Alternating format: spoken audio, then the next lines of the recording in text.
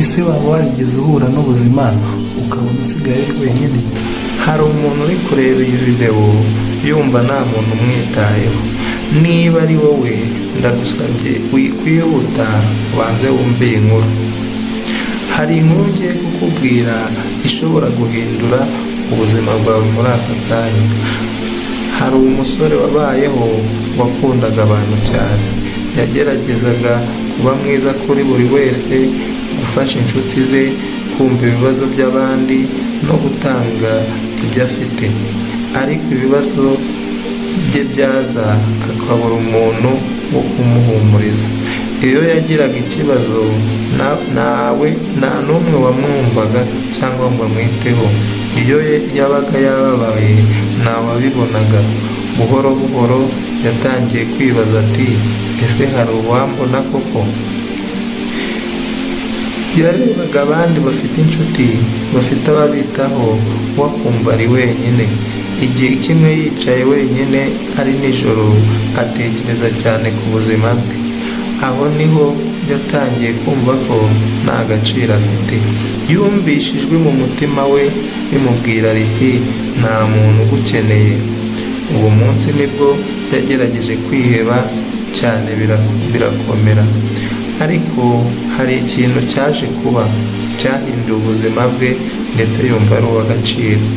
Umunsi umwe yahuriye n'umuntu wamushuhuje aho yari ari kugenda, amushuhuje byonyine aramubwira ati, uzi ko uri umuntu mwiza? Byari amagambo magufi, ariko kuri we byari ibintu bikomeye cyane. Yatangiye gutekereza ati, ese niba umuntu umwe yarabibonye, abandi bimeze gute? Uwo munsi yafashe icyemezo gikomeye cyo kudategereza ko abandi bamubwira ko ari uw'agaciro, ahubwo akwiye kukiyumvamo ubwe.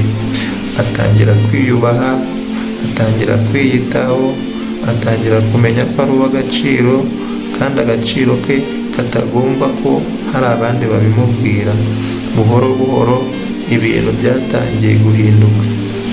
Abantu batangiye kumubona, bamubonamo icyizere kuko nawe yari amaze kwiremamo icyizere. Ubuzima bwe bwarahindutse. Si uko abantu bahindutse mbere, ahubwo ni uko we ubwe yabanje guhinduka. Hari isomo rikomeye tuvana muri iyi nkuru. Kuba nta muntu wakwitayeho uyu munsi ntibivuze ko udafite agaciro. Hari abantu benshi b'agaciro batabonwa n'abandi benshi. Ntukiyange, kuko ubuzima bwawe ni wowe bufitiye agaciro, kabone n'ubwo bwagirira abandi agaciro. Hari impamvu uriho, niba utarayibona uyu munsi, ariko irahari. Kandi wibuke ibi yuko agaciro kawe ntikagenwa n'uko abandi bakakubonamo, kagenwa nawe ku giti cyawe, kagenwa n'uko wiyumva wowe ubwawe. Niba nawe wemera yuko uri uw'agaciro, andika muri komenti ngo ndi uw'agaciro kandi agaciro kanjye ngomba kukihesha.